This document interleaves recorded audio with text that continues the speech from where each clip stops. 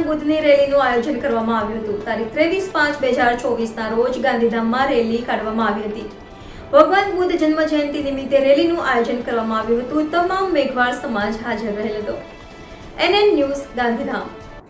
દર્શક મિત્રો, તમારી આસપાસ બની રહેલી અવનવી ઘટનાઓ વિશે જાણવા માટે NN ન્યૂઝને લાઇક કરો, શેર કરો, સબસ્ક્રાઇબ કરો અને બેલ આઇકન પ્રેસ કરો, જેથી આપને નોટિફિકેશન્સ મળતી રહે.